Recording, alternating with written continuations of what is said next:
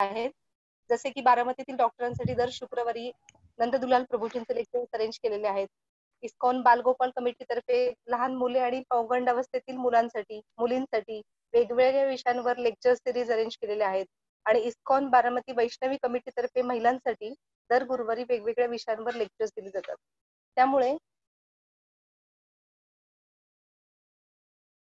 हा लॉकडाऊन आपण पॉझिटिव्हली विचार करू शकतो. लॉकडाऊनचा पॉझिटिव्हली विचार करू शकतो. पण सध्या पॉझिटिव्ह हा शब्द इतका बदनाम झालेला आहे की आपल्याला माहितच आहे.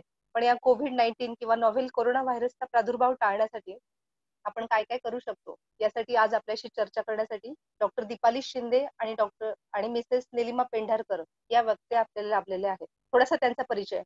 डॉक्टर दीपाली शिंदे या डॉक्टर महेश काटे बारामतीतील वेल नोन ऑफ्थॅल्मॉलॉजिस्ट त्यांच्या भगिनी आहेत. त्या स्वतः आयुर्वेदाचार्य असून इस्कॉन बालगोपाल कमिटीच्या त्या मेंबर आहेत, वन ऑफ द मेंबर्स. आणि नैसर्गिक उपचारांनी आपण या काळात कसे सुरक्षित राहू शकतो याविषयी त्या मार्गदर्शन करतील. वेळोवेळी त्यांनी वसुंधरा वाहिनीवरूनही वेगवेगळ्या विषयांवर जनजागृती केली आहे. मिसेस निलिमा पेंढारकर या विद्याप्रतिष्ठान इन्स्टिट्यूटमध्ये मायक्रोबायोलॉजी म्हणजे सूक्ष्मजीवशास्त्र या डिपार्टमेंटच्या हेड आहेत. आणि सायन्सच्या माध्यमातून या व्हायरस विषयी आणि त्याचा प्रादुर्भाव टाळण्यासाठी काय करता येईल याविषयी त्या मार्गदर्शन करतील. तरी मी या दोघींना इथे बोलण्यास आमंत्रित करते. हरी बोल.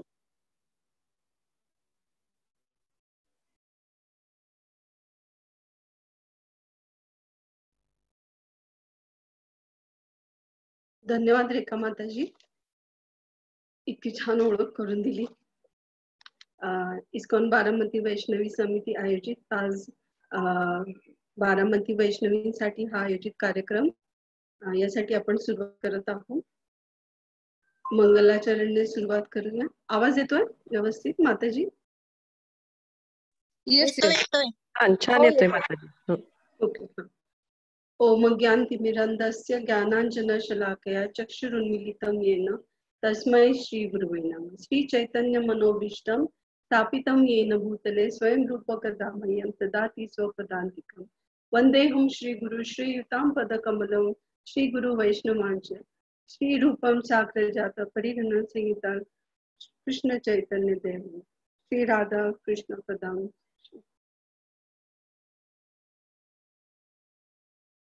अशा रीतीने मंगलाचरणानंतर आपण आज इस्कॉन बारामती वैष्णवी समिती आयोजित करुणाशी सामना हे एक उद्बोधनपर व्याख्यान आयोजित केलेलं आहे. यासाठी डॉक्टर दीपाली शिंदे माताजी ज्या आयुर्वेदाचार्य आहेत आणि मी स्वतः आपणास मार्गदर्शन करीत आहोत. खरं तर इस्कॉन बारामती नेहमीच वेगवेगळे नवनवीन उपक्रम घेऊन आपल्या समोर उपस्थित असते आणि यामध्ये बारामती वैष्णवी देखील मागे नाही.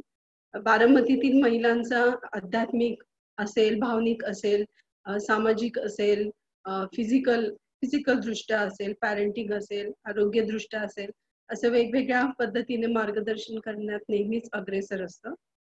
आज लॉकडाऊनचा 121वा दिवस आहे आपला. आताच रेखा माताजींनी सांगितले की 4 महिने उलटून गेले आणि जागतिक आरोग्य संघटनेने या कोरोना नावाचं संकट जाहीर केलेलं होतं. खरं तर हा कोविड-19 हा जो आजार आहे तो आपल्या रोगप्रतिकार शक्तीला आवाहन करतो आणि श्वसन संस्थेला बाधित करतो. आणि आताच आपण हिज होलीनेस भक्तिचारू महाराज हे गोलोकधामात गेलेले आहेत आणि त्यामुळे आपल्याला एक खूप मोठं व्हॅक्यूम जाणवलं की आपल्याला आता यापुढे मार्गदर्शन कसं मिळेल म्हणून. आणि या पार्श्वभूमीवरती की आपल्याला जाणवलं की खरंच एका भक्ताचं, वैष्णवाचं, गुरु महाराजांचं आयुष्य आपल्यासाठी किती अनमोल आहे. एका भक्तासाठी आपले Guru Maharaj गॅलन्स of blood drain करत असतात आणि त्यामुळे आपल्याला भक्ती करायची असेल, सेवेची सुसंधी साध्य करायची असेल आणि भगवंतांचा प्रचार करायचा असेल तर आपलं हे परम कर्तव्य आहे की आपण आपल्या आरोग्याची काळजी व्यवस्थितपणे घ्यायला हवी. तशा रीतीने या कोविड म्हणजे SARS-CoV-2 हा जो व्हायरस आहे याबद्दल थोडक्यात जाणून घेऊया आजच्या कार्यक्रमामध्ये.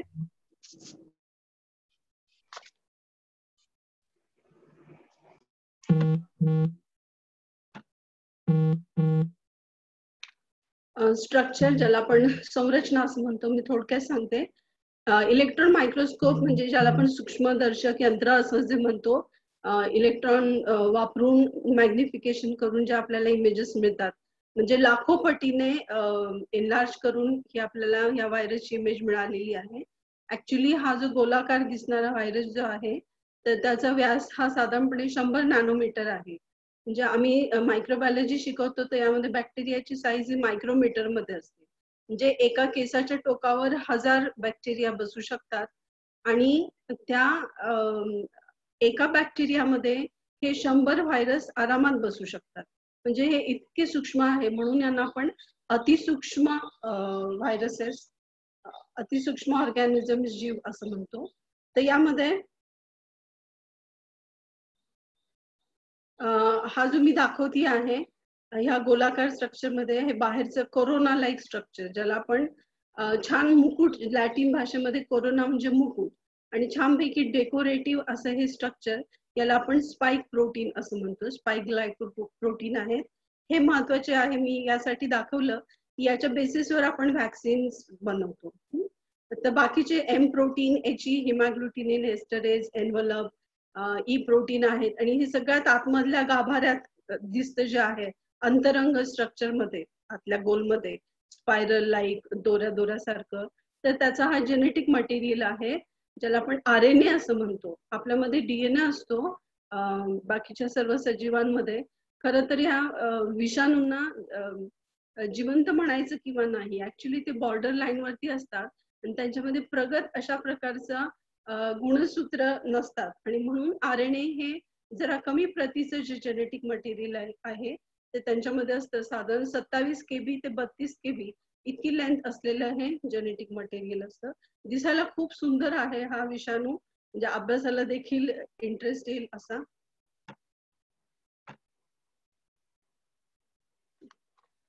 कोरोना व्हायरस तसं बघायला गेलं तर हा व्हायरसांचा एक गट आहे, जे आपण सस्तन प्राणी जसं माकड आहे, आपण मनुष्य आहोत, गायी असतील, डुकरं असतील, किंवा खवले मांजर असतील, किंवा उंट असतील, जे पिलांना जन्म घालतात यांना सस्तन प्राणी असं म्हणतात.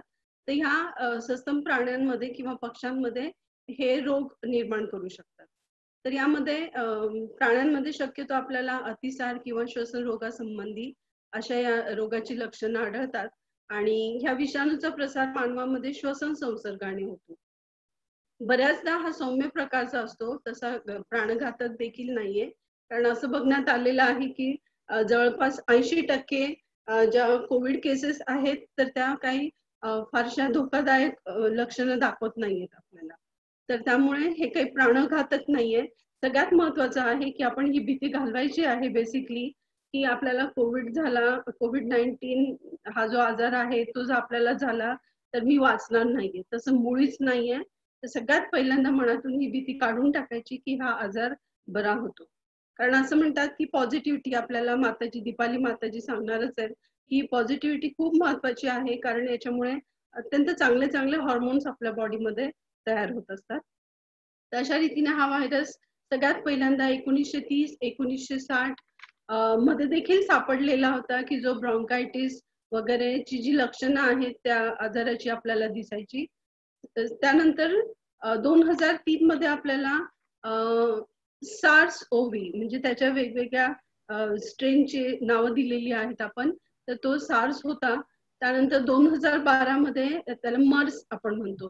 सार्स म्हणजे सिव्हिअर अॅक्यूट रेस्पिरेटरी सिंड्रोम. तर आपल्या श्वसन संस्थे रिलेटेड ज्या अत्यंत वेगवेगळी जी लक्षणं आहेत ती आपल्याला दिसतात, म्हणून ह्याला सार्स असं म्हटलं जातं.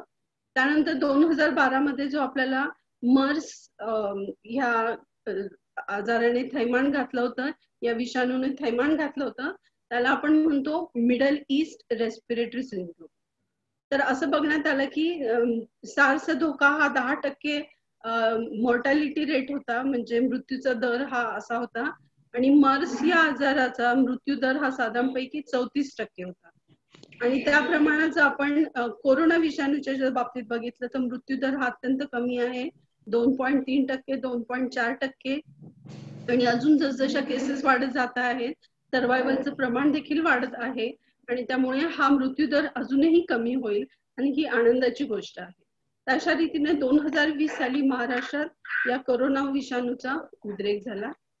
तर अशा रीतीने अशा छोट्या छोट्या सिम्पटम मधून हा विषाणू प्रगत होत गेला. कसं असतं, हे विषाणू स्वतःला खूप पटापट बदलत राहतात, कारण त्यांच्यामध्ये RNA नावाचं गुणसूत्र जे जेनेटिक मटेरियल असतं, तर त्यामुळे त्याच्यामध्ये पटपट बदल होतात आणि त्यामुळे कधी काही पॅथोजेनिक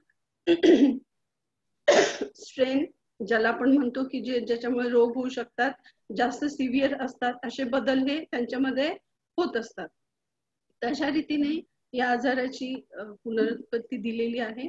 तर या ठिकाणी आपण बघू शकतो की COVID-19 हे नाव का दिलेलं आहे. तर यामध्ये को म्हणजे कोरोना, VI म्हणजे virus, D stand for disease, 19 म्हणजे 2019 मध्ये हा व्हायरस सापडलेला आहे म्हणून, आणि म्हणून या आजाराचं नाव हे COVID-19 असं ठेवलेलं आहे. तर हे व्हायरस जे असतात, जे विषाणू आपण म्हणतो, की ते खूप एखाद्या होस्ट साठी स्पेसिफिक असतात. म्हणजे कुणी व्हायरस झाडांना इन्फेक्ट करतात, कुणी प्राण्यांना करतात, कुणी माणसांना करतात. म्हणजे त्यांचं ते ठरलेलं आहे. म्हणजे समजा टोबॅको मोझॅइक व्हायरस असेल तो फक्त टोबॅकोच्या प्लांटला खातो. म्हणजे ज्या टोबॅको तंबाखूच्या झाडाच्या शेजारी कुणी काही ग्रो होत नाही, शेळी सुद्धा जात नाही त्या तंबाखूचं पान खायला. ओके, तर त्या ठिकाणी हे व्हायरस, जसं टोबॅको मोझॅइक व्हायरस असेल तर ते त्याला त्रास देतात. ते विषाणू कधीही आपले मित्र नसतात. तसं आम्ही मायक्रोबायोलॉजी मध्ये शिकवतो की खूप आपल्याला मैत्रीपूर्ण सुद्धा असे जीवाणू असतात, जीव असतात, पण विषाणू कधीही आपले मित्र असू शकत नाही. कारण ते नेहमी ज्या होस्टला इन्फेक्ट करतात, त्यांच्यावरती अटॅक करतात, तर त्यांना ते मारल्याशिवाय सोडत नाही, आणि म्हणून यांना होस्ट स्पेसिफिक असं म्हणतात. खरं तर हा विषाणू जो आहे, कोरोना व्हायरस ज्याला आपण म्हणतो, तर हा सगळ्यात पहिल्यांदा वेगवेगळ्या प्रजातींमध्ये आपल्याला बघायला मिळतो. इथे आपण फ्लोशीट मध्ये बघतो आहोत, रॅट दिले, बॅट दिले, पीक, कॅमल, काऊ, आणि यानुसार त्या स्ट्रेन मध्ये अजून त्याच्यामध्ये विकास होत गेला आणि सगळ्यात शेवटी ते माणसांमध्ये येऊन पोहोचलेले आहेत इन द इव्होल्युशनरी लॅडर मध्ये, असं म्हणूया आपण. तर माणूस हा सर्व प्रगत आहे आणि याच्यापर्यंत हा व्हायरस हा प्राण्यांपासून, याला ट्रान्समायग्रेशन असं म्हणतात, आणि ह्या विषाणूचा प्रादुर्भाव मग माणसांमध्ये देखील झाला. म्हणजे प्राण्यांना इन्फेक्ट करणारा हा विषाणू तो माणसांना इन्फेक्ट करायला लागला, आणि याला बरीच वर्ष मध्ये गेली. जसं 1902 पासून जवळजवळ 1930 पासून 2019 पर्यंत हा जो सगळा कालावधी आहे, यामध्ये स्वतःमध्ये डेव्हलपमेंट्स केल्या. सर्वात पहिल्यांदा याचा जगभरात उद्रेक जो झालेला आहे, तर आपल्याला जागतिक आरोग्य संघटनेने सांगितलेलं आहे की चीनमधील वुहान या शहरामध्ये, जे चीन या देशामधल्या वुहान या शहरामध्ये सगळ्यात पहिल्यांदा या केसेस नोट डाऊन झाल्या 13 मार्च अखेर. किती साऱ्या पेशंटला लागण झाली, आणि आज आपण बघतो की जवळपास 1.4 कोटी जगभरातले लोक या आजारामध्ये आजतागायत सफर झालेले आहेत, केसेस आहेत, आणि साधारणपैकी 6 लाख डेथ या ठिकाणी म्हणजे मृत्यूचं प्रमाण झालेलं दिसतं. अशा रीतीने एका छोट्याशा हुबे प्रांतात, एका शहरामध्ये हा जो आजार होता, तर तो सर्व जगभर पसरलेला आहे. तर त्यामुळे आजकाल काहीच लोकल राहिलेलं नाहीये. सगळं तुमचं जे जागतिक ग्लोबल आहे त्याचे पडसाद नक्कीच सर्व मानव जातीवर, एखादी चूक असेल आपल्याकडून, अशा ज्या गोष्टी असतात चुकीच्या केल्या जातात, तर त्याचे भोग हे सगळ्या जगाला सहन करावे लागतात. आणि त्यामुळे वैज्ञानिक असतील, शास्त्रज्ञ असतील ज्यांना आपण म्हणतो, किंवा कुणीही अशी चूक करू नये की ज्यामुळे सर्व मानव जातीला लाजिरवाणं वाटू शकतं. तर या रोगाची सिव्हिरिटी बघितली तर लस अजूनपर्यंत उपलब्ध नाहीये, आणि ह्युमन ट्रायल्स हे आता सुरू झालेले आहेत. पण लस ही काम काय करते, इथं आपण बघूया लस का आवश्यक असते म्हणून. तर जसं म्हणतो की आपण काट्यानेच काटा काढायचा असतो, आणि त्यामुळे हा जो व्हायरस असतो, विषाणू असतो, तर त्याची जो पॉवर आपण काढून टाकली आणि ती जर आपल्या शरीरात टाकून इनॉक्युलेट करून, ज्याला आपण म्हणतो, जर आपली रोगप्रतिकार शक्तीला जर आपण फसवलं, तर हा खरोखर व्हायरस नाही, खरोखरचा विषाणू नाहीये. ओके, म्हणजे प्रादुर्भाव करणारा नाहीये, त्यातल्या त्यात कमी पोटन्सी असलेला. म्हणजे त्याची जी पॉवर आहे, पोटेन्शियल आहे, जसं एखादा मंत्री असतो आणि त्याची पॉवर ही त्याच्या चेअरमध्ये असते, त्याचप्रमाणे या विषाणूचे जे असे ठराविक गोष्टी जर आपण काढून घेतल्या आणि त्या व्यक्तीच्या शरीरात केल्या, तर आपल्या रोगप्रतिकार शक्तीला असं वाटतं की हा खरोखरचा विषाणू आहे, ते हल्ला करतात. आणि जेव्हा केव्हाही भविष्यामध्ये खरोखरचा विषाणू जेव्हा अटॅक करतो, तर त्यावेळेला आपली रोगप्रतिकार शक्ती ही प्रगत असल्यामुळे, कारण आधी कळलेलं असतं आणि त्यामुळे हल्ला करायला सोपं जातं. तर अशा रीतीने प्रत्येक पेशीवरती वेगवेगळ्या अॅनिमलच्या, प्राण्यांच्या म्हणजे आपल्या पण, तर आपल्या स्वतःचे रिसेप्टर्स असतात, MHC, MSC1, MSC2 वगैरे वगैरे. आणि त्यामुळे माझ्या रोगप्रतिकार शक्तीला जाणीव असते की माझ्या शरीराची पेशी कुठली आणि परकीय कुठली.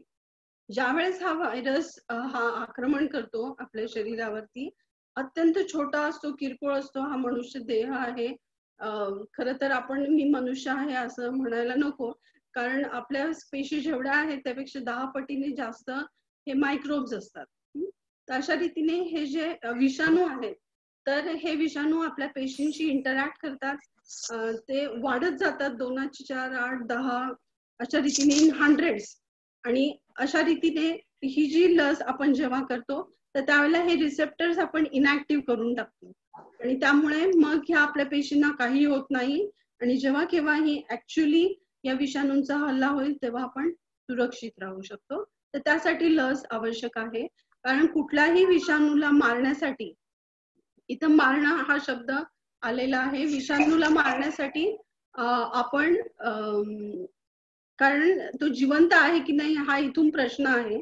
त्याला आपण मारू शकत नाही, कारण तो प्रत्येक पेशीच्या आतमध्ये जाऊन बसलेला असतो. आणि त्यामुळे फक्त आणि फक्त इलाज आहे की आपण आपली रोगप्रतिकार शक्ती ऍक्टिव्ह ठेवू शकतो.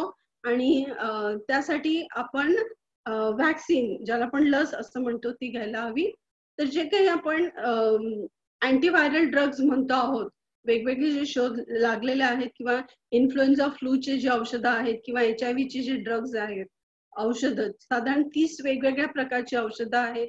तर 30 या रोगासाठी देखील बरे करण्यासाठी वापरले जातात, ढोबळ मानाने. म्हणजे जसं आपण अंधारात गोळ्या मारतो, तर त्याच पद्धतीने या विषाणूला मारण्यासाठी आपण या वेगवेगळ्या औषधांची ट्रायल घेत आहोत, पण त्यांच्या बेसिक ऍक्शन ही आपल्याला माहित नाही.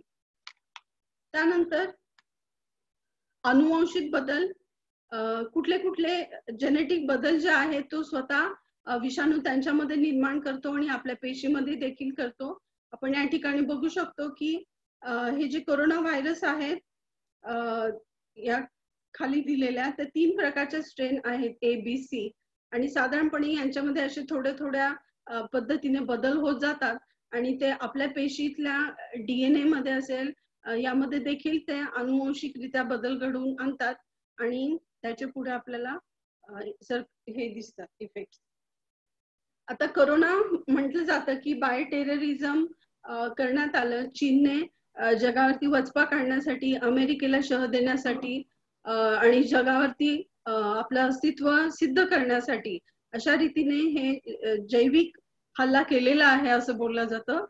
तसं बघायला जातं तर मनुष्य कुठल्याही नवीन पद्धतीचा व्हायरस पूर्णपणे किंवा जीवाणू एक छोटासा जो आपल्या डोळ्यांनाही दिसत नाही, त्यांची आपण निर्मिती करू शकत नाही. आपण काही परमेश्वर नाहीये, तर भगवंत जे आहे ते सगळ्या गोष्टी निर्माण करत असतात. तर त्यामुळे अशी जी एक प्रोबॅबिलिटी आहे की त्यांनी हे केलेलं असावं, तर ती नाही. आणि दुसरीकडे आपण म्हणतो हो, हे त्यांनी केलेलं आहे का, कारण काही HIV चे जे जीन्स आहेत, तर ते आपल्याला या 10 वर्षात या HIV-तले जे जीन्स आहेत, तर ते गुणसूत्रे जी आहेत, तर ती याच्यामध्ये टाकलेली दिसतात कोविडच्या विषाणूमध्ये, कोरोना विषाणूमुळे.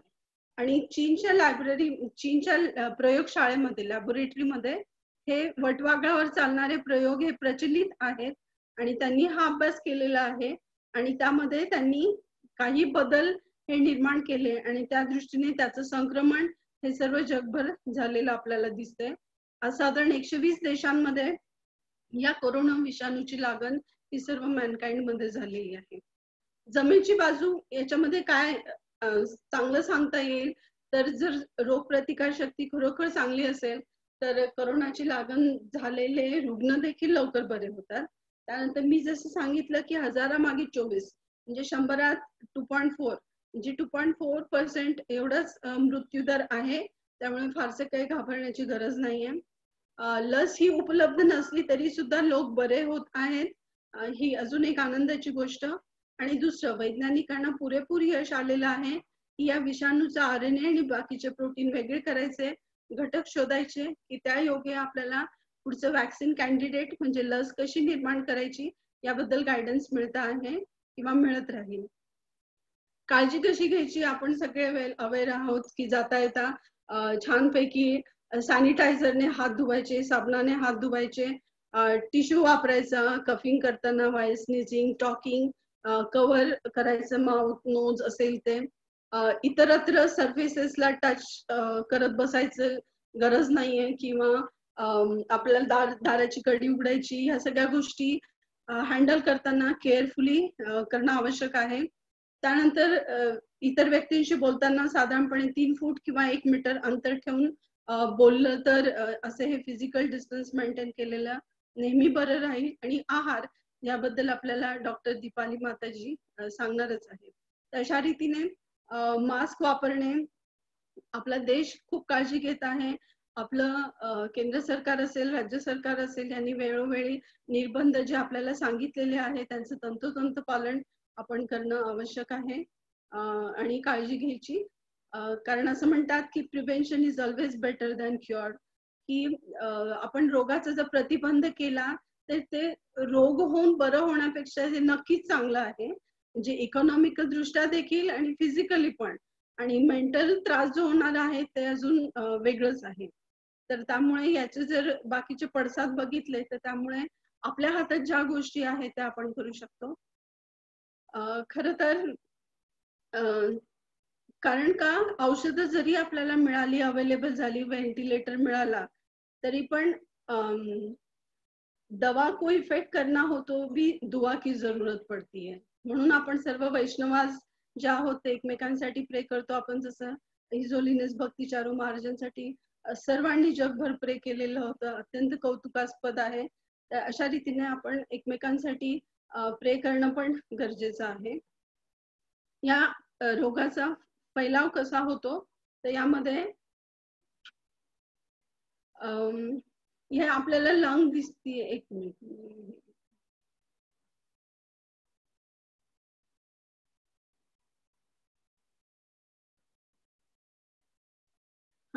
हे लंग दिसते आपल्याला. रेस्पिरेटरी ट्रॅक्ट म्हणजे ट्रॅकिया पासून इथं खाली हे 2 लोब्स जे आहेत, हे आपलं हृदय आहे आणि हृदयाच्या डाव्या बाजूला आणि उजव्या बाजूला हे जे 2 लोब्स आहेत ते लंग्सचे लोब्स आहेत. म्हणजे हवेने भरलेल्या पिशव्या असं म्हटलं तरी चालेल. हवा म्हणजे ऑक्सिजन आणि आपल्या शरीराला ऑक्सिजनची नितांत आवश्यकता असते. प्रत्येक पेशीपर्यंत हा ऑक्सिजन जाऊन पोहोचला पाहिजे याची काळजी हे लंग्स आणि हे हृदय घेत असतं. तर रेस्पिरेटरी याला पण लोअर रेस्पिरेटरी ट्रॅक्टचा हा भाग झाला असं आपण म्हणतो. आणि हे हृदय आहे. हृदय हे स्वच्छ रक्त म्हणजे शुद्ध रक्त, ऑक्सिजन पूरक रक्त, ऑक्सिजन युक्त रक्त हे सर्व शरीराला नेऊन पोहोचवत असतं आणि अशुद्ध रक्त परत हे लंग्स पर्यंत आणून सोडत असतं. तर अशा या लंग्स, जसं झाड असतं, झाडाला फांद्या असतात, ब्रांचलेट्स असतात, अजून छोट्या छोट्या फांद्या असतात, त्याच्या शेवटी पानं असतात. त्याच पद्धतीने आपण इथं बघूया की जाळीदार पद्धतीने ह्या ब्रांचेस आहेत. या ब्रांचेस यासाठी असतात की सरफेस एरिया वाढावा. जसं झाड असतं त्याचं जे खोड असतं अत्यंत कमी जागा व्यापतं, पण वरतीच आपण झाड बघितलं तर त्याला खूप साऱ्या फांद्या आणि पानं असतात. तर त्याच पद्धतीने सरफेस एरिया वाढवण्यासाठी, पृष्ठभाग वाढवण्यासाठी ह्या अशा रीतीने ब्रांचेस फैलावलेल्या असतात जाळीदार पद्धतीने. आणि याच्या सगळ्या शेवटी जसं पानं असतं झाडाला त्याच पद्धतीने या छोट्या छोट्या सॅक्स अल्विओलाय असतात. ओके, इथंच देखील आपण दाखवलेलं आहे छोटे छोटे सॅक्स अल्विओलाय. यामध्ये मध्ये मध्ये रक्तवाहिनी आपल्याला दिसत आहेत. एक अल्विओलस जर आपण कन्सिडर केलं तर या ठिकाणी लंग्सचं प्रमुख काम आहे एक ऑक्सिजनचा पुरवठा शरीराला करून देणं आणि दुसरं जे शरीरामध्ये CO2 कार्बोनेटच्या स्वरूपात साचलेलं आहे त्याला गॅसच्या स्वरूपात मुक्त करणे in the form of CO2. तर ही 2 अत्यंत महत्वाची कामं ही लंग्सची आहेत. आणि यामध्ये सगळ्यात हा जे बुलबुला असं छोटा छोटा दिसतोय आपल्याला, तर हा तो आहे ज्याला आपण अल्व्हिओलाय असं म्हणतो, पिशवी, सॅक, अल्व्हिओलर सॅक. तर इथं आपल्याला दिसतंय की ह्या अल्व्हिओलर सॅक मध्ये 2 प्रकारचे सेल असतात आतमध्ये, टाईप 1 न्यूमोसाइट, टाईप 2 न्यूमोसाइट्स. तर टाईप 1 न्यूमोसाइट जे आहे या गॅस एक्सचेंजचं काम करतात. गॅस एक्सचेंज म्हणजे हे इकडं निळ्या निळ्या दिसतात आरबीसी, म्हणजे अशुद्ध रक्त घेऊन आले.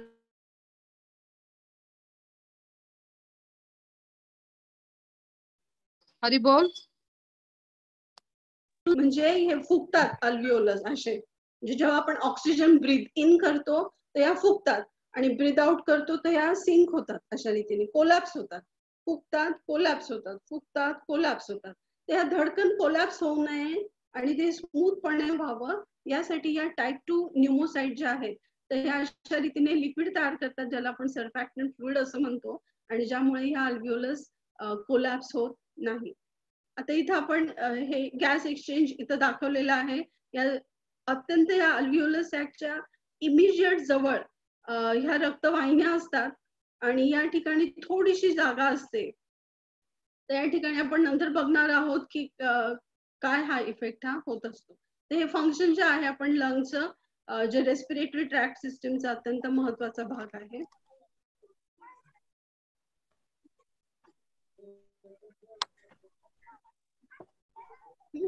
अजून याच्यामध्ये आपल्याला क्लिअर दिसेल, या अल्व्हिओलर सॅक मध्ये आता जेव्हा विषाणूची एंट्री होते, जेव्हा हा आपल्या नाकातून प्रवास करून अपर रेस्पिरेटरी सिस्टीम मधून ट्रॅकिया मधून हा खाली येतोय लंग्स पर्यंत, अल्व्हिओलामध्ये या विषाणूचा प्रवास आलेला आहे, म्हणजे अपर रेस्पिरेटरी ट्रॅक पासून तो लोअर रेस्पिरेटरी ट्रॅक पर्यंत पोहोचलाय, अल्व्हिओलर सॅक पर्यंत जाऊन पोहोचलाय. आणि त्याचं आवडतं भक्ष्य म्हणजे टाईप 2 न्यूमोसाइट्स आहेत. ओके, आणि टाईप 2 न्यूमोसाइट वरती AC2 जो रिसेप्टर आहे तो त्याला भयंकर आवडतो, त्याचं खाद्य येते. तर त्या रिसेप्टरमुळे हे आकर्षित होतात, टाईप 2 न्यूमोसाइट्स पर्यंत येऊन पोहोचतात. आता इथं आल्यानंतर एक धमाका होतो. धमाका म्हणजे आता या विषाणूच्या प्रादुर्भावामुळे आपली जी रोगप्रतिकार शक्ती आहे खरोखर याला आव्हानात्मक, हा जो शब्द आपण वापरलेला अपीलिंग ऍड्रेस मध्ये, तर तो खरंच सार्थ आहे असं म्हटलं तरी चालेल. इथं लंग्सच डॅमेज नाही होते, इथं रेस्पिरेटरी सिस्टीमच डॅमेज नाही होते, तर तुमची रोगप्रतिकार शक्तीला आव्हान आहे. बाकीचे ऑर्गन ज्याला आपण हृदय असं म्हणतो, किडनीज असं म्हणतो, लिव्हर असं म्हणतो, हे मल्टिपल ऑर्गन या सगळ्यांना अफेक्ट करण्याची ताकद ही एवढ्याशा विषाणूमध्ये आपल्याला दिसत पण नाही. म्हणजे आपला दुश्मन हा अदृश्य आहे. तिथं कुरुक्षेत्रामध्ये अर्जुनाला समोर दिसत होतं, कुरुक्षेत्रामध्ये कुरु सैन्य दिसत होतं, पण इथं आपल्याला हे कुरु सैन्य दिसत नाहीये. म्हणजे समोर माझ्या कोरोना विषाणू आहे की नाही तो अतिसूक्ष्म आहे आणि त्याच्या खाना समजून घेण्यासाठी आपण प्रयत्न करतोय, कारण आपल्याला आपल्या दुश्मनाची ओळख ही अत्यंत चांगली हवी, म्हणजे त्याचा जो कावेबाजपणा आहे तो आपल्याला कळेल आणि मग त्याचा आपल्याला काटा काढता येईल. तर हा उद्देश आहे. तर इथं आपण बघतो आहोत की हा छोटासा इथे बारका SARS-CoV-2 आलेला आहे आणि मॅक्रोफाजने ओळखलं याला की कुणीतरी परकीय आलेला आहे, दुश्मन आलेला आहे, कारण आपलं या सगळ्या सैनिकी पेशी आहेत, WBC चे प्रकार आहेत, जवळपास 100 प्रकारच्या वेगवेगळ्या सेल असतात WBC व्हाईट ब्लड सेलच्या, आणि सगळ्यात पहिल्यांदा या सेल फोटो काढतात, सगळ्या बॉडीमध्ये वॉर्न करतात की अरे आपल्याकडे कुणीतरी परकीयाचं आक्रमण झालेलं आहे, सावध राहा, तयार राहा, जागते रहो, असं अलार्मिंग सिग्नल देण्याचा प्रयत्न लगेच तातडीने व्हायला लागतो. तशा रीतीने हे अल्व्हिओलर मॅक्रोफॅज, अल्व्हिओलर सॅक मध्ये असणाऱ्या मॅक्रोफॅज जे पेशी आहेत या ऍक्टिव्हेटेड टी सेल्स ह्या काही सायटोकाइन्स आणि किमोकाइन्स तयार करायला सुरुवात करतात की आता आपल्याला परकीय कोणीतरी आलंय, सावध कसं करायचं, मग हा मेसेज कसा जाऊ द्यायचा. तर हे मेसेज देण्याचं काम करतात इंटरल्युकिन 1 आणि इंटरल्युकिन 6 किंवा ट्युमर नेक्रोसिस फॅक्टर अल्फा वगैरे वगैरे. तर हे जे सायटोकाइन्स आहेत हे भराभरा तयार व्हायला लागतात, न्यूट्रोफिल्स तयार करतात हे सगळं, आणि ह्या असं नाजूकचं असं हे जे मेम्ब्रेन आहे याच्या बाहेर जाऊन पडतं आणि हे एंटर करतं सर्क्युलेटरी सिस्टीम मध्ये. हे सगळे हॉर्मोन्स. आणि मग हे एकदा सर्क्युलेटरी सिस्टीम मध्ये एंट्री केली की अख्ख्या शरीरभर जाऊन पोहोचणार आहे की आपल्यावर हल्ला झालाय, जागृत राहा, सावध राहा, सावधान राहा. आणि अशा रीतीने एकच जसं आपल्याला मुक्का मार लागतो, सूज येते त्या ठिकाणी, कारण सगळ्या बॉडी मधून ह्या ज्या आपल्याला फायटिंग सेल ज्या आहेत त्या ठिकाणी प्लाझ्मा बरोबर त्या सर्व येतात आणि त्यामुळे सूज येत असते. त्याच पद्धतीने याला आपण लंगचे इन्फ्लमेशन असं म्हणतो. दूषित झाल्यात लंग्स या विषाणूमुळे आणि आपली रोगप्रतिकार शक्ती जी आहे ह्या पद्धतीने रिस्पॉन्ड करते आहे. तर अशा रीतीने आपण इथे लेबल केलंय की अशा पद्धतीने एक सायटोकाईन स्टॉर्म हे जे आहे वादळ सुरू होतं आणि अशा रीतीने हे ब्लड व्हेसल मध्ये जाऊन पोहोचलं आणि ही सर्क्युलेटरी सिस्टीम सगळ्यांना वॉर्न करते. आता हे इंटरल्युकिन्स वगैरे किंवा सायटोकाइन्स ह्या रक्तवाहिनीमधून जाण्यासाठी या रक्तवाहिनी व्हासोडायलेशन होतं. म्हणजे आधी या अशा बारक्या असतात तर त्या आता मोठ्या व्हायला लागतात आणि त्यामुळे प्लाझ्मा, ब्लड ह्या सगळ्या गोष्टी ज्या आहेत त्यामध्ये वाढायला लागतात. अजून एक दुसरी गोष्ट होते की हे जे फायब्रिनोजेनचे रूपांतर आहे फायब्रिन मध्ये व्हायला लागतं, कारण अँटीथ्रोम्बिन आहे. अँटीथ्रोम्बिनची मात्रा ही कमी व्हायला लागते आणि त्यामुळे कोॲग्युलेशन जे आहे ते वाढतं आणि म्हणजे रक्त घट्ट व्हायला लागतं. म्हणजे रक्तही घट्ट व्हायला लागतं, या आर्टरीज पण मोठ्या व्हायला लागतात. म्हणजे सडनली सुरू होतं 2-3-4 दिवसानंतरच्या सिम्पटम मध्ये. तर अशा रीतीने हे वेगवेगळे आपण इफेक्ट दाखवलेले आहेत. तर काय जास्त असेल तर आपल्याला दीपाली माताजी सांगणारच आहेत. तर सिव्हिअर स्टेज मध्ये अशा रीतीने अल्व्हिओलाई जे आहेत त्या आपल्याला अफेक्ट झालेल्या बघायला मिळतील. आणि हे नुसतंच याच्या पुरतं मर्यादित न राहता याच्या पुढे it will go to hypercoagulation, lymphopenia, सर्व शरीरभर लिम्फोसाइटचा काउंट हा वाढणार आहे. आपण सीबीसी केलं किंवा बीबीसी पेरिफेरल ब्लड स्मिअर जर केलं, आपण काउंट जर घेतला तर त्यामध्ये आपल्याला सर्व लिम्फोसाइट ह्या फायटिंग सेलचा जो काउंट आहे हा जास्त आढळेल. त्यानंतर ह्या मोनोसाइट ज्या आहेत त्या वाढतील, मोनोन्यूक्लियर सेल इन्फिल्ट्रेशन बघायला मिळतं, हायपर इन्फ्लमेशन हे बघायला मिळतं. आणि ब्लड मध्ये काही घटके वाढतात, जसं क्रिएटिनिन प्रोटीन वाढणार आहे, एरिथ्रोसाइट सेडिमेंटेशन रेट वाढणार आहे, फेरिटिनची मात्रा वाढणार आहे, डी डायमर वाढणार आहे, न्यूट्रोफिल आणि लिम्फोसाइट रेशो वाढणार आहे, सायटोकाईन लिम्फोकाईन तर वाढलेलेच आहे. यामध्ये स्पेशली इंटरल्युकिन 6, 7 वगैरे वगैरे. त्यानंतर किडनी रिलेव्हंट क्रिएटिनिनची अमाऊंट वाढणार आहे आणि बायोलॉजिकल युरिया नायट्रोजन देखील वाढणार आहे. जर अजून काही सुपर इन्फेक्शन असेल लंगला, बॅक्टेरिया जीवाणूंनी कॉज केलेलं, तर प्रोकॅल्सिटोनिनची मात्रा देखील वाढणार आहे. म्हणजे हे नुसतं लंग पुरतं मर्यादित नाही आहे, तर मल्टिपल ऑर्गन पर्यंत जाऊन पोहोचणार आहे आणि ज्याला आपण मल्टिपल ऑर्गन फेल्युअर असं म्हणतो. हे आपल्याला या ठिकाणी दिसतं.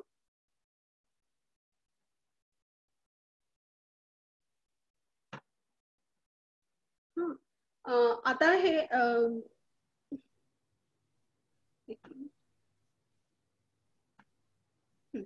मी जर सांगितलं की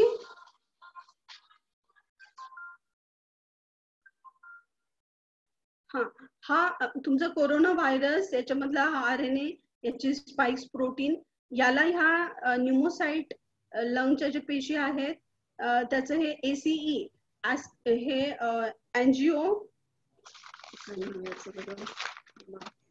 अँजिओटेन्सिन कन्व्हर्टिंग एन्झाइम 2 आहे की जे ब्लड प्रेशर मेंटेन करण्याचं काम करतो. आधी हा व्हायरस अटॅक करत नव्हता, कारण ह्या व्हायरस वरती तसे सरफेस नव्हते, स्पाइक प्रोटीन नव्हते त्या पद्धतीचे.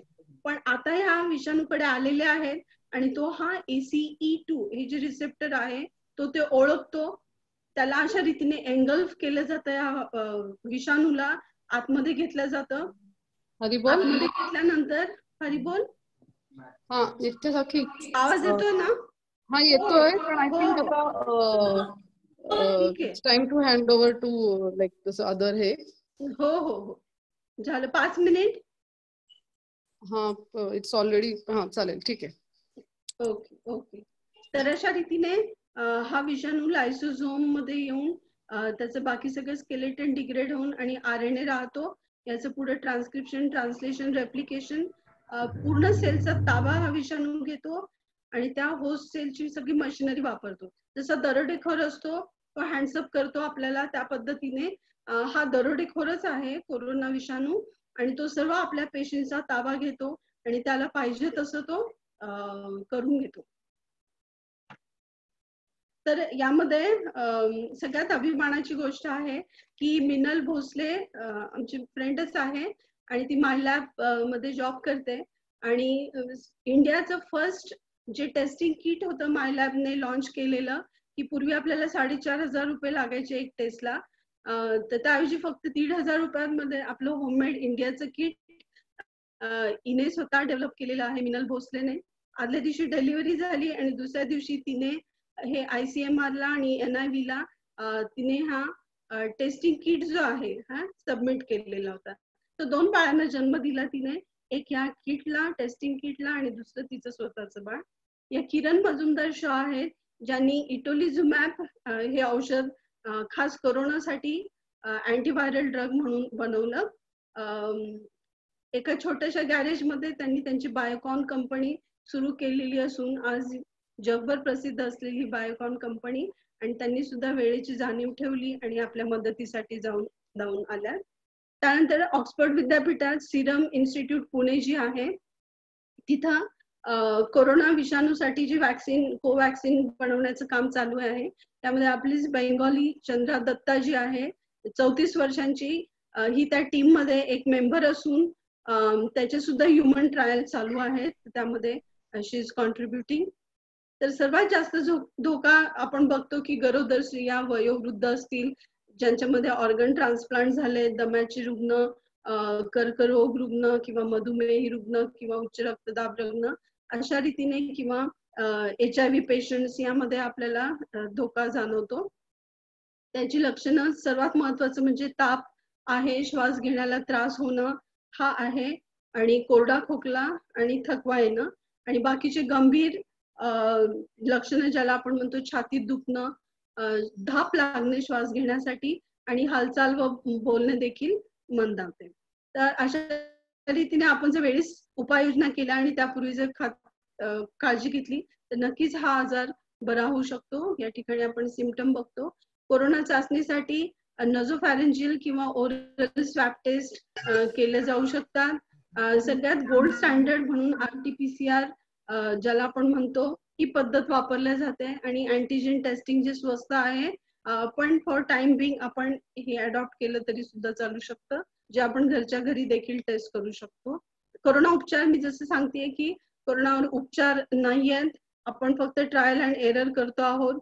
वेगवेगळी औषधं आहेत, जसं फ्लूचं औषध टॅमीफ्लू, हायड्रॉक्सी क्लोरोक्विन HCQ ज्याला आपण म्हणतो, किंवा अजूनही जे HIV ला आपण 30 औषधं वापरतो 30 याला पण वापरली जातात. तर अशा रीतीने उपचार करत बसण्यापेक्षा प्रथमोपचार हे बेटर राहील, प्रिव्हेन्शन हे बेटर राहील, आणि त्यासाठी आपल्याला उत्कृष्ट पद्धतीने मार्गदर्शन करण्यासाठी आपल्या समोर येत आहे डॉक्टर दीपाली शिंदे माताजी, ज्या उत्कृष्ट पद्धतीने आपलं डाएट कसं असावं, योगा मेडिटेशन कसं असावं, आणि कुठल्या हर्ब्स माताजींच्या मदतीने आम्ही सेंट्रल गव्हर्नमेंटला 1 करोडचं प्रोजेक्ट सबमिट केलेला आहे, आणि मे बी 8 दिवसात आम्हाला त्याचं ग्रीन सिग्नल पण मिळेल. तर माताजींचा हार्डकोअर त्याचा इंटरेस्ट एरिया डोमेन वर्क आहे. तर आपण त्यांच्या लेक्चर बद्दल आता ऐकूया. राघव. हरे कृष्ण. हरे कृष्ण.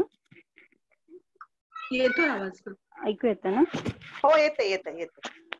हा, खूप छान पद्धतीने माताजींनी शास्त्रीय दृष्ट्या सांगितलं, आणि त्याच्यामध्ये त्यांनी आध्यात्मिकतेला पण त्यांनी छान कोरिलेट केलं.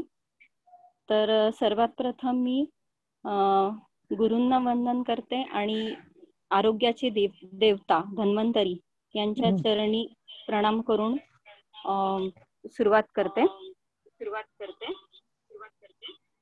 तर आपल्याला माहिती आहे की भौतिक जग इको येतोय मॅडम. माताजी इको होतोय मॅडम आवाज तुमचा. हरी बोल. हा आता हा माताजी रिपीट होतोय म्हणजे इको होतोय तुमचा आवाज सारखा. आता बरोबर आहे. हो बरोबर आहे. हा हा ओके ओके ओके. तर भौतिक जग म्हणजे जन्म, मृत्यू, जरा, व्याधी ह्या 4 संकट ज्याला आपण म्हणतो किंवा 4 मूळ दुःख आहेत ते आपण सगळेजण जाणतो. तर मृत्यू तसं बघायला गेलं तर भयावह आहे. जरी आपण आध्यात्मिक याच्यामध्ये असलो तरी सुद्धा मृत्यू म्हणल्यानंतर नाही म्हटलं तरी थोडंसं अंगावर शहारे येतात. तर मृत्यूचे मुख्य 2 प्रकार आहेत. एक नियतकालिक मृत्यू आहे आणि अनियतकालिक मृत्यू आहे. नियतकालिक म्हणजे काय की वयाचं व्यवस्थित वयोवृद्धता आलेली आहे, सगळं झालेलं आहे, संसार आपण म्हणतो ना धर्म, अर्थ, काम, मोक्ष या ह्याच्यातनं गेलेले आहेत आणि मग मृत्यू झालाय. तर तो आपल्याला तितकासा वेदनादायी ठरत नाही. परंतु जो दुसरा आहे अनियतकालिक मृत्यू ज्याला सडन डेथ म्हणतो, तर तो नक्कीच आपल्याला सहन करणं थोडंसं कठीण जातं. तर थोडासा हा पॅन्डेमिक किंवा करोनाचा जो विषय आहे तर हा याच प्रकारामध्ये जातो की जिथं अनियतकालिक मृत्यू हा मुख्यतः आहे. तर त्या दृष्टीने आयुर्वेदामध्ये म्हणजे पॅन्डेमिकचा विचार जर करायचा झाला किंवा करोनाचा, तर याच्यामध्ये 2 मुख्य भागांमध्ये वर्णन याच्यामध्ये आलेलं आहे. एक म्हणजे कृमी विचार जो आता माताजींनी खूप सविस्तरपणे मांडला की जिथं विषाणू, जीवाणू या सगळ्या प्रकारांमध्ये हे सगळे कृमी आहेत जे तुम्हाला दिसत नाहीयेत, पण कीर्ती फार मोठी आहे. तर किंवा ज्याला अदृश्य स्वरूपातील राक्षस किंवा शत्रू असं म्हटलं माताजींनी, तर हा सगळा कृमी विचार आहे. आणि दुसरा एक महत्वाचा विचार येतो तो म्हणजे जनपद ध्वंसनी. जनपद ध्वंस म्हणजे काय की जिथं मोठ्या प्रमाणामध्ये माणसांची हानी होते.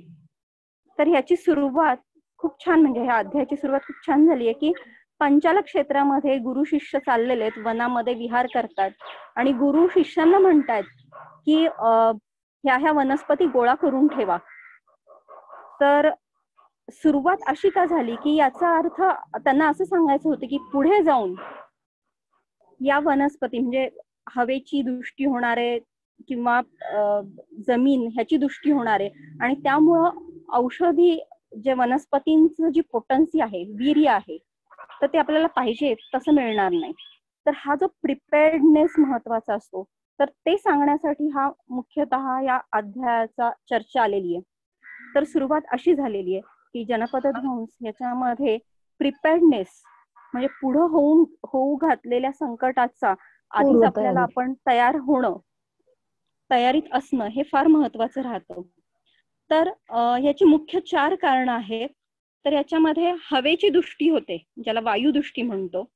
दुसरं म्हणजे जलदृष्टी, म्हणजे आपण बऱ्याचदा अनुभवतो की कॉलरा सारखा आजार आहे किंवा कावीळ सारखा आजार आहे. तर ह्याच्यामध्ये जर तुमचं पाणी, दूषित पाणी हे जर मिक्स झालं प्यायच्या पाण्यामध्ये तर लगेच हे आजार निर्माण होतात.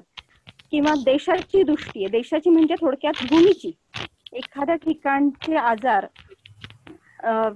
तिथं सुरुवात म्हणजे एखाद्या गोष्टीचा आजाराची सुरुवात ही त्या जमिनीपुरती मर्यादित असते. जसं फिलॅरियासिस किंवा ज्याला हत्ती पायासारखा जो आजार आहे तर तो हा दलदलीच्या भागात होतो. तर ही दृष्टी असते. आणि दुसरं सगळ्यात महत्त्वाचं म्हणजे काळाची दृष्टी, म्हणजे जे आपण आता अनुभवतो की पावसाळ्याचा सीझन आहे पण कमी पाऊस पडतो किंवा पाहिजे त्यापेक्षा जास्त पडतो किंवा अवेळी पडतो, ही काळ दृष्टी झाली. तर अशी 4 मुख्य दृष्टी असतात किंवा बिघाड असतात. तर एक मधले हवेमधले बिघाड, पाण्यामधले बिघाड, जमिनीचे बिघाड आणि काळाचे बिघाड. आणि जर आपण विचार केला तर हे उत्तरोत्तर जास्त कठीण आहेत. तर हा मुख्य म्हणजे सुरुवात जनपद ध्वंस का होतो आणि कशा पद्धतीने होतो ही अशी सुरुवात आहे. आणि ह्याचं सगळ्यात महत्वाचं कारण जे सांगितलंय आयुर्वेदामध्ये ते म्हणजे अधर्म, तस्य मूलम अधर्मम असं सांगितलंय. तर अधर्म म्हणजे काय की कुठल्याही याच्यामध्ये आपल्याला रिलिजनचा उल्लेख नाहीये, म्हणजे तो भागच नाहीये. अधर्म म्हणजे काय की माझं जे नियत कर्म आहे ते जर सोडून मी दुसरं काहीतरी करत असेल तर तो स्वभावाच्या विरुद्ध जाणं हा एक प्रकारचा अधर्म आहे. तर त्या दृष्टीने अधर्म हा शब्द आलेला आहे. तर आता सिंपल आहे, कारण जर अधर्म आहे तर उपाय काय असणार आहे, तर धर्मपालन. जसं आता माताजींनी सांगितलं की इम्युनिटी पाहिजे, बरोबर. तर ह्याच्यामध्ये सुद्धा धर्मपालन जर केलं तर आपोआप ती तुमची युद्धभूमी तयार होते किंवा इम्युनिटी वाढते, हे निश्चित. अधर्म जर कारण आहे तर धर्मपालन कुठल्या लेवलवरती आपण करू शकतो, तर एक तर शारीरिक धर्मपालन आणि दुसरं आहे मानसिक धर्मपालन. तर शारीरिक धर्माचं आपण पहिले चर्चा करूयात. तर शरीराबद्दल उल्लेख करताना सगळ्यात महत्वाचं काय आहे की धर्म, अर्थ, काम, मोक्ष हे जे 4 आपण पुरुषार्थ म्हणतो, हे कशावरती अवलंबून आहेत, तर शरीर जर निरोगी असेल तर तुम्ही हे सगळं साध्य करू शकता. त्यामुळं असं म्हटलंय की सर्व मन्यत परित्यज्य शरीरम अनुपालयेत तद्भावे हि भावानाम सर्वा भाव हा शरीरीनाम. म्हणजे काय की एखादी अशी काही स्टेज आली असेल तर सगळं हे करा आणि पहिले शरीर व्यवस्थित राहणं याच्याकडे लक्ष द्या. म्हणजे ही एवढ्या मूळ काय म्हणतो आपण, मूळ नीट करणं हे फार महत्वाचं आहे. त्यामुळे शरीराला फार महत्वाचं स्थान आहे. जसं आपण म्हणतो की मंदिरामध्ये देवाला जसं महत्व आहे तसंच शरीरामध्ये आत्मा आहे, पण मंदिराची स्वच्छता पण तितकीच महत्वाची आहे. तसंच आत्म्याबरोबर शरीराचं आरोग्य टिकवणं सुद्धा खूप महत्वाचं आहे. त्यामुळे शारीरिक धर्मपालन हा फार महत्वाचा मुद्दा इथं महत्वाचा आहे. तर शारीरिक धर्म पालन करणं म्हणजे काय, तर कुठलाही आजार घ्या, म्हणजे आयुर्वेद हा मुख्यतः 2 ह्याच्यावरती विचार करतो. एक म्हणजे स्वस्थस्य स्वास्थ्य रक्षणम आणि आतुरस्य विकार परिमोक्षः. म्हणजे काय की आहे ते व्यवस्थित टिकवा, स्वास्थ्य मिळालंय, शरीर मिळालंय, त्याला टिकवा. तर पहिले नीट राहण्याच्या दृष्टीने प्रयत्न करा आणि 50% भाग तिथं येतो. आणि मग त्यातनं सुद्धा जर तुम्हाला आजार निर्माण झाले तर मग तुम्ही उपचार करा. तर अशा 2 ह्याच्यामध्ये आयुर्वेदाचा मुख्य विचार येतो. त्यामुळं स्वास्थ्य टिकवणं म्हणजे काय, तर कुठलाही आजार घ्या, 3 गोष्टी महत्वाच्या राहतात. एक म्हणजे तुमचा आहार, म्हणजे तुमचं डाएट ज्याला आपण जेवण म्हणतो ते महत्वाचं आहे. पुरेशी झोप ज्याला निद्रा म्हणतो ती महत्वाची आहे. आणि तिसरं म्हणजे ब्रह्मचर्य हा एक भाग येतो. त्याच्यामध्ये व्यायाम हा सुद्धा महत्वाचा ठरतो. त्यामुळे आपण चर्चा करणार आहोत की आहार, निद्रा आणि व्यायाम या प्रकारांवरती. तर मी पुढे स्लाइड दाखवेन. तर आहार म्हणजे काय, आहार कसा असला पाहिजे हे महत्वाचं आहे. तर ह्याच्यामध्ये जे काही तुम्ही खाता आहात ते पण आपण काही खात आहोत ते मला हितकर आहे ना, ह्याचा विचार फार महत्वाचा राहतो. म्हणजे मला योग्य आहे ना, की समोरच्याचं हे जेवण आहे म्हणून मला पण तेच चालेल, किंवा मी आजारी आत्ता आहे तर मला नेहमीच जेवण चालेल असं होत नाही. त्यामुळे मला आत्ता या क्षणी कुठल्या आहाराची जास्त गरज आहे किंवा हितकर आहे ना, हे फार महत्वाचं राहतं. आणि दुसरं म्हणजे हितभूक ज्याला म्हणतो की हितकर आहार जेवण घेणं.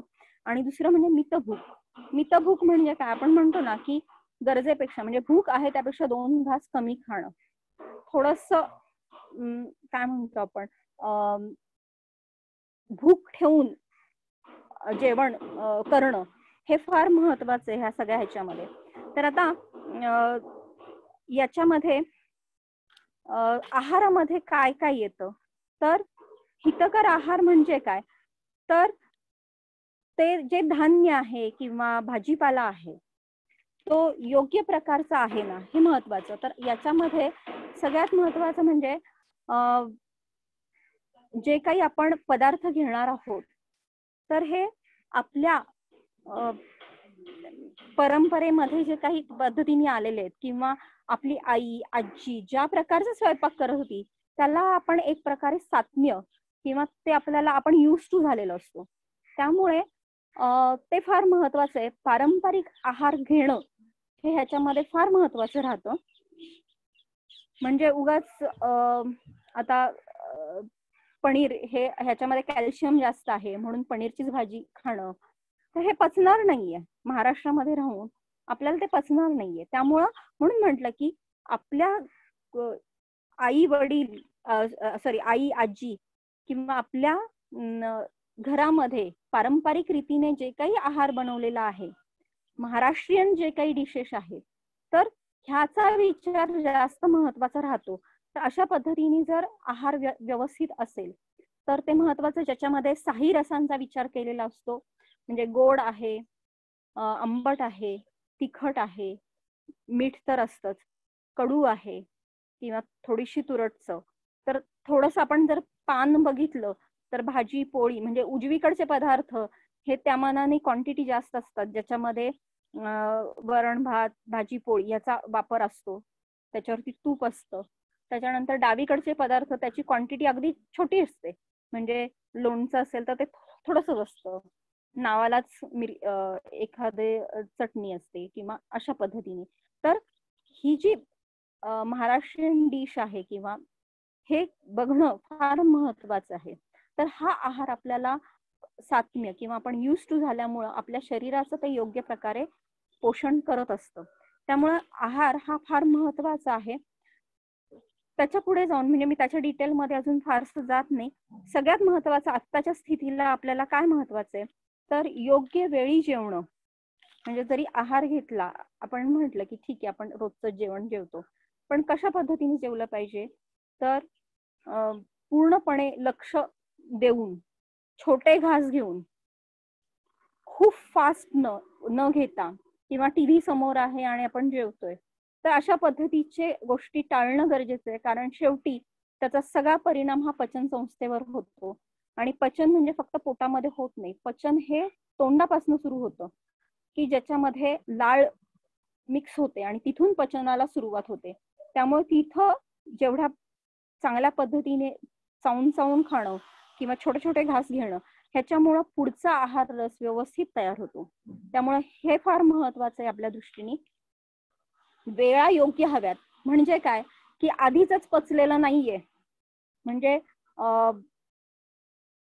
12 वाजता जेवण झालंय, नंतर थोडीशी विश्रांती घेतलीये आणि मग परत 3 वाजता 4 वाजता कोणीतरी भेटलंय म्हणून काहीतरी अजून काहीतरी तोंडामध्ये टाकलंय, असं न करता आधीचं जेवण व्यवस्थित पचलंय ना, भूक आपल्याला लागलीये ना, पचलंय ना म्हणजे काय की आपल्याला भुकेची संवेदना झालीये ना, हे पाहणं महत्वाचं आहे. त्यामुळं योग्य वेळी जेवण घेणं हे फार महत्वाचं आहे. याच्यामुळं काय आहे की म्हणजे काय की 2 मुख्य जेवणामध्ये कमीत कमी एक 6 तासाचं तरी अंतर असणं गरजेचं आहे. किंवा 2 छोट्या जेवण एखादं काहीतरी छोटंसं काहीतरी घेतलं तर त्याच्यामध्ये आणि मोठ्या जेवणामध्ये 2 ते 3 तासाचं अंतर असणं गरजेचं आहे. तर या वेळा योग्य असणं महत्वाचं आहे. नाहीतर कसं होतं की आपण भात शिजायला ठेवलाय आणि 4 पाहुणे आलेत म्हणून परत त्याच्यामध्ये जर तांदूळ टाकला तर तो भात कसा शिजेल? आधीचा तो काहीतरी गाळ होईल, नंतरचा अर्धा कच्चा हे होईल. म्हणून हे महत्वाचं आहे की आधीचं जेवण पचलं आहे ना आणि 2 जेवणामधलं अंतर व्यवस्थित आहे ना, हे फार महत्वाचं आहे. कारण याच्यावरतीच तुमचं वात पित्त कफ किंवा शरीरातले जे काही रस आहे, रक्त आहे, मांस आहे, हाडं किंवा ह्या सगळ्या गोष्टी, बुद्धी, ह्या सगळ्या गोष्टी त्याच्यावरती व्यवस्थित बनणार आहेत. त्यामुळं आहाराला खूप महत्व आहे. तर सगळ्यात म्हणजे आता आपण बघितलं की योग्य वेळी भूक असताना जेवणं, आधीचं जेवण पचलेलं आहे ना हे पाहणं महत्वाचं आहे. दुसरा एक महत्वाचं आहे की पाण्याचं एक बऱ्याचदा आपल्याला थोडंसं क्युरिओसिटी असते, तर जेवणामध्ये मध्ये मध्ये थोड्या वेळाने पाणी पिणं हे गरजेचं राहतं. जसं आपण कणिक मळताना थोडं थोडं पाणी घालून कणिक मळतो, एकदमच सुरुवातीला पाणी घेणं किंवा नंतर पाणी घेणं असं करत नाही, तर ती मग एकजीव होते. तर हाच नियम इथे पण लागू आहे. तर मध्ये मध्ये थोडं पाणी घेणं महत्वाचं आहे. जेवणानंतर खूप जर पाणी घेतलं तर मग ते पचन नीट होणारच नाही. कारण जो काही अग्नी, शेवटी अग्नी आहे ना, होम करतोय ना आपण. जेवण घेणं म्हणजे आपण उदरभरण हे जाणीचे यज्ञ कर्म, होम आहे हा. मग होमामध्ये शेवटी एकदम पाणी ओतलं तर मग काय अर्थ आहे? मग त्याचं काय होणार आहे? तर सगळे हे वात पित्त कफ सगळं विचित्र पद्धतीने बनतील. त्यामुळं योग्य पद्धतीने जेवणाचा हा भाग हवा. बऱ्याचदा असं असतं की पाण्याच्या बाबतीत आता विषय निघाला म्हणून की उठल्या उठल्या मी 1 लिटर तांब्याभर पाणी पितो किंवा पिते आणि रात्री झोपताना खूप पाणी पिते, हे राहतं. तर ह्याच्यामध्ये काय होतं की शेवटी पचन क्रिया वरती परिणाम होतो. जसं आपण म्हणलं की यज्ञकर्म हे, त्यामुळं ह्या गोष्टी टाळणं फार महत्वाचं आहे. कारण हे सांगण्याचं उद्देश काय तर आपण आता माताजींनी सांगितलं की लंग हा मुख्य त्याचा काय म्हणतो आपण पहिला अटॅकिंग व्हिक्टिम ज्याला म्हणतो आपण, तर तो आहे. पण तिथं असणारा जो काही शेवटी कफच बाहेर पडतो ना किंवा श्वासाला त्रास होतोय, पण ह्या कफाची निर्मिती कुठे होतीये तर पोटामध्ये होतीये, आमाशयामध्ये होतीये. म्हणून मी हे पचनाचं आत्ता एवढं डिटेलमध्ये सांगितलं, कारण तिथं तुमचा कफ सुरुवातीलाच तयार होणार आहे आणि तो जर विचित्र पद्धतीने झाला तर आपल्याला निश्चितपणे कफाचे आजार, सर्दी, खोकला हे निश्चितपणे जाणवणार आहेत. म्हणून त्या पद्धतीने विचार महत्वाचा आहे, ज्याचा करोनाच्या दृष्टीने आपल्याला म्हणजे तरी हा महत्वाचा विचार राहणार आहे करोनाच्या दृष्टीने. कारण तुम्ही तिथंच म्हणजे अटॅकिंग जिथं सुरुवात होणार आहे तिथेच जर तुम्ही तिथलं यंत्र सुरळीत केलं तर पुढचं आपण व्यवस्थित सगळी यंत्रणा व्यवस्थित होणार आहे. त्यामुळे हा विचार महत्वाचा आहे. मग सगळ्यात महत्वाचं, जसं आपण सर्दी खोकला झाल्यानंतर कुठल्या गोष्टी टाळतो हे आपल्याला माहितीये, तर थोडक्यात सांगते की त्याच गोष्टी आपल्याला करोनाच्या बाबतीमध्ये सुद्धा लक्षात घेणं गरजेचं आहे की दही खाणं किंवा थंड पदार्थ, खूप आंबट पदार्थ, तळलेले पदार्थ किंवा फळं. आत्ताचा सीझन जो आहे तर पावसाळ्यामध्ये तितकासा म्हणजे फळांचा हा सीझन नाहीये फारसा, पण पेरूच खाल्लाय, सीताफळच खाल्लंय, असं न करता हे कारण हे प्रकार सगळे कफ वाढवणार आहेत. त्यामुळं या पद्धतींना आपल्याला हे गोष्टी टाळणं फार गरजेचं आहे. तर काय खाऊ नये हे आता ह्या सीझनला फार महत्वाचं राहतं. दही, परत एकदा सांगते, दही, थंड पदार्थ, तळलेले पदार्थ किंवा फळांमध्ये कफ निर्माण करणारे जसे केळी आहेत, सीताफळ आहे किंवा पेरू आहे, ह्या गोष्टी आपल्याला टाळणं आत्ताच्या सीझनला गरजेचं आहे. पुन्हा वरचेवर खात राहणं असं करू नये, कारण आधीचं जेवण पचणं महत्वाचं आहे. तर आहाराचा हा भाग महत्वाचा आहे. याच्यामध्ये पाण्यामध्ये गरम पाणी, म्हणजे जर जेवताना आपण आत्ताच्या सीझनला गरम पाणी पित राहिलो मध्ये मध्ये किमान जेवताना, तर निश्चितच त्याचा उपयोग होणार आहे चांगला. तर ह्या गोष्टी आपण ह्याच्यामध्ये समाविष्ट करू शकतो. डिटेल अजून मी कुठले काढे आहेत ते मी तुम्हाला सांगते लास्ट. तर आहाराचा हा भाग झाला. दुसरं आहे म्हणजे झोप, ज्याला निद्रा म्हणतो. तर याच्यामध्ये झोप निश्चितच आवश्यक आहे, पण ती कुठली तर रात्रीची झोप महत्वाची. कारण बऱ्याचदा असं होतं की आपण रात्री जागरण करतो आणि मग सकाळी लवकर उठायचं असतं, मग दुपारची विश्रांती घेतो. तर असं न करता रात्रीची झोप हीच महत्वाची आहे, कारण तीच शरीराचं बळ किंवा इम्युनिटी टिकवणारी राहणार आहे. त्यामुळे रात्रीचं जेवण लवकर घ्यायचं, जितक्या लवकर घेता येईल, 6-7 पर्यंत जरी घेतलं तरी चालेल. आणि नंतर 2 तासानंतर किमान, म्हणजे 2 तासाचं किमान अंतर ठेवून त्याच्यानंतर झोपणं हे फार महत्वाचं आहे. त्यामुळं 9, 9:30, 10 मॅक्सिमम त्यावेळेस झोपणं हे गरजेचं आहे. आणि मग तुम्ही सकाळी व्यवस्थित उठून पूर्ण तुमचं आपली दिनचर्या आपण व्यवस्थित टिकवू शकतो. तर दुपारची झोप टाळायची आहे, कारण दुपारची झोप ही कफ वाढवणारी राहते, कफ आणि पित्त वाढवणारी राहते. त्यामुळं आपल्याला दुपारची झोप, विशेषतः जेवणानंतर घेतलेली झोप ही टाळायची आहे. तर अशा पद्धतीने आपण झोपेचा विचार करणं गरजेचं आहे. तिसरं आहे म्हणजे व्यायाम. तर व्यायामामध्ये किमान आपला कुठल्याही पद्धती, म्हणजे आता चालणं आपल्याला फारसं कदाचित लॉकडाऊनमुळे शक्य झालेलं नसेल, तर होता होईल तेवढं जेवढ्या कॅपॅसिटीमध्ये, तर चालणं आहे किंवा योगासनांचे प्रकार आहेत. कारण योगासनं ही लवचिकता निर्माण करतात. सेल्सचं जसं आपण मगाशी माताजींनी सांगितलं की सेल्स फार महत्वाचे आहेत, कारण शेवटी ते करोनाच्या विषाणूला फाईट करणारे कुठले सेल्स आहेत, तर शरीरातले जे पांढऱ्या पेशी आहेत, तर त्या पांढऱ्या पेशी निर्मिती कुठल्या पद्धतीने होणार आहे, तर फ्लेक्झिबिलिटी आपल्या शरीरामध्ये असेल तर ती सेल्सला पण तेवढी फ्लेक्झिबिलिटी येणार आहे. त्यामुळं योगासनं हा फार महत्वाचा राहतो. तिसरा महत्वाचा प्रकार म्हणजे प्राणायाम. कारण शेवटी सेल्सना आपण प्राणवायू देणं फार महत्वाचं राहतं. त्यामुळं खूप काही अगदी आपल्याला प्राणायाम अगदी सगळ्या पद्धतीचे यायला पाहिजेत अशी अपेक्षा नाहीये. साधा अनुलोम विलोम म्हणजे ज्याला डीप ब्रीदिंग म्हणतो, म्हणजे एक नाकपुडी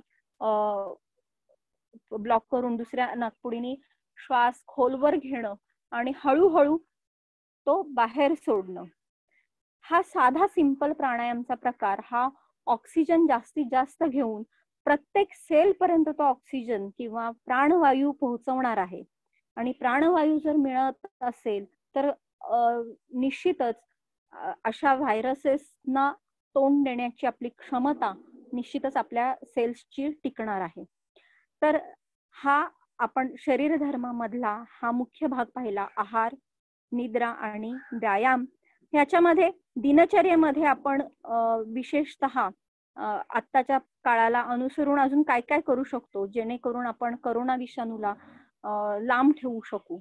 तर निश्चितच बाहेर जाणं आपलं होत असतं, कारण आपण पूर्णपणे घरी राहणं शक्य नाहीये. तर बाहेरून आल्यानंतर वाफ घेणं किंवा हळद आणि त्रिफळा असं गरम पाण्यामध्ये किंवा हे जरी नाही शक्य झालं तरी नुसत्या गरम पाण्याच्या गुळण्या करणं हे महत्वाचं राहतं. त्याच्यानंतर जलनेती म्हणून जर प्रकार अर्थात हा शिकावा लागतो, तर ज्यांना शक्य आहे त्यांनी करणं आवश्यक आहे. तर दिनचर्येमध्ये निश्चितच ह्या गोष्टींचा आपल्याला वापर करणं गरजेचं राहणार आहे. दुसरी महत्वाची गोष्ट म्हणजे शेवटी नाक हे सुद्धा आपल्याला, कारण तिथून सुद्धा या व्हायरसचा एंट्रन्स जो आहे तर तो महत्वाचा राहतो. तर आपण प्रिव्हेंटिव्ह सगळे मेजर्स आता सगळ्यांना माहिती आहेत की मास्क घालणं किंवा नाकापाशी हात पटकन न घेणं. तर ह्या सगळ्या गोष्टींबरोबर अजून तिथल्या ज्या श्लेष्मल त्वचेचं रक्षण करण्यासाठी किंवा टिकवण्यासाठी, त्याचं आरोग्य टिकवण्यासाठी आपण एक तिथं अनुतेलासारखा एक अनुतेल म्हणून मिळतं बाजारामध्ये, किंवा अजून तेल आहेत षडबिंदू म्हणा, किंवा पण अनुतेल हे त्यातली त्यात आपण रोजच्या वापरामध्ये हे करू शकतो. तर सकाळी उठल्यानंतर किंवा ज्यावेळेस पोट रिकाम आहे 1-2-3 तास, तर त्यावेळेस आपण निश्चितच दोन्ही नाकपुडीमध्ये एक एक थेंब जरी टाकला किंवा 2-2 थेंब जरी टाकले तरी सुद्धा तिथल्या श्लेष्मल त्वचेचं आरोग्य निश्चितच नीट राहून या विषाणूला आपण तिथंच म्हणजे प्रवेशद्वारावरच अडवणं यासाठी निश्चितच आपण प्रयत्न करू शकतो. दुसरं महत्वाचं म्हणजे तोंडामध्ये गरम पाणी असं घेणं, म्हणजे ही सवयच करून घेणं गरजेचं राहणार आहे. तर याच्यामध्ये जर आपण 1 चमचाभर थोडस तेल आणि गरम पाणी असं जर आपण तोंडामध्ये पकडून ठेवलं जेवढा वेळ शक्य आहे तेवढा वेळ, आणि नंतर जर ते काढून टाकलं आणि ज्या वेळेस सर्दी खोकला हे लक्षणं जाणवत आहेत किंवा थोडस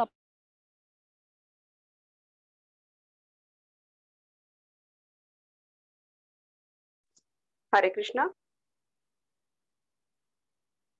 आवाज येत नाहीये. आवाज येत नाहीये. हा, एक मिनिट बघ. हरी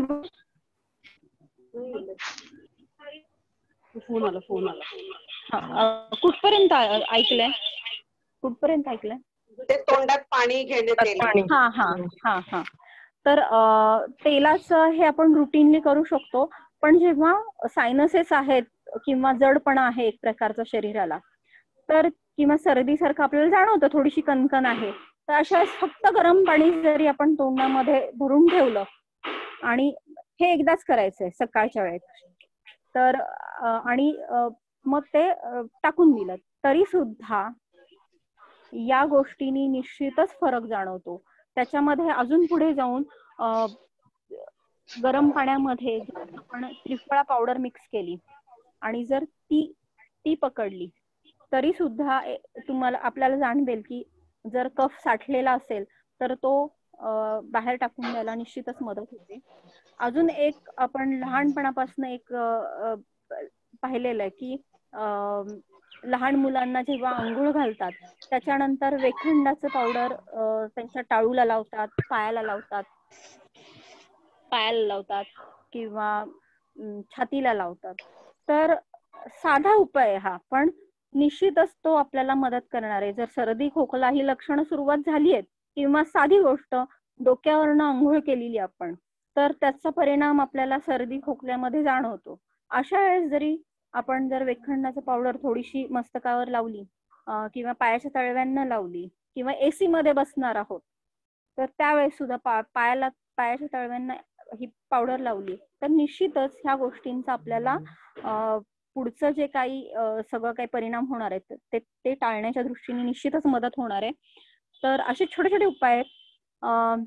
जसं वाफ घेणं असं मगाशी सांगितलं तसंच एक धुपण हा प्रकार निश्चितच करू शकतो की ज्याच्यामध्ये गाईच्या शेणाची गोवऱ्या म्हणतो ज्याला आपण, किंवा तशा ते ऊद पण मिळतात आपल्याला, म्हणजे ते कांडी पण मिळते ज्याचा शेणाचा वापर असतो, तर त्याच्यामध्ये आपण कापूर, ओवा किंवा बाळंशेपा अशा पद्धतीचे जर हे टाकले किंवा वेखंडाची पावडर टाकली तर त्यांनी निश्चितच सर्दी खोकला हे कमी व्हायला मदत होते.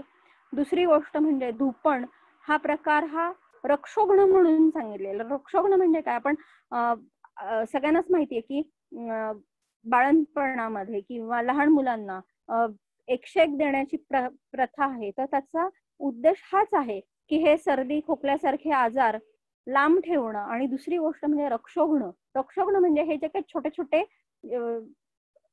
वातावरणातले हे जीवजंतू आहेत त्या गोष्टींना लांब ठेवण्यासाठी म्हणून ही द्रव्य आलेली आहेत. म्हणजे ही प्रथा ही सायंटिफिक आहे, तर ह्याच्यामध्ये आपण या गोष्टींचा वापर करू शकतो. परत एकदा सांगते, ओवा, त्याच्यानंतर बाळंशेपा आहे, वेखंड आहे, गुग्गुळ आहे, त्याच्यानंतर कापूर, या गोष्टी म्हणजे अगदीच काही नाही मिळालं तर ज्वारीचं बाजरीचं पीठ सुद्धा टाकू शकतो आपण. तर ह्या गोष्टी फार महत्वाच्या राहतात. त्याच्यानी दुसरं गोष्ट म्हणजे वातावरण शुद्धी पण होते, तर ह्या गोष्टी आपण करणं गरजेचं आहे. तर दिनचर्येचा हा भाग आतापर्यंत आपण बघितला की ज्याच्यामध्ये शरीर धर्माचं पालन करतोय आपण. आणि मगाशी म्हटलं तसं की इम्युनिटी हा फार महत्वाचा विषय राहतो, ज्याला व्याधी क्षमत्व म्हणतो. कारण शत्रू हे विविध वेशांमध्ये येणार आहेत. आज करोना आहे, पूर्वी प्लेग होता, अजून म्हणजे आहेत स्वाईन फ्लू, खूप सारे हे आहेत. तर निश्चितच जे काही आता काम चालू आहे, लस आहे म्हणा किंवा जे काही हॉस्पिटल्स मध्ये काम चालू आहे ते निश्चितच योग्य पद्धतीने चाललेलं आहे, योग्य वेळेनुसार चाललेलं आहे. पण आपण काय करू शकतो की व्याधी क्षमत्व टिकवणं हे आपली जबाबदारी किंवा त्या दृष्टीने आपण काळजी घेणं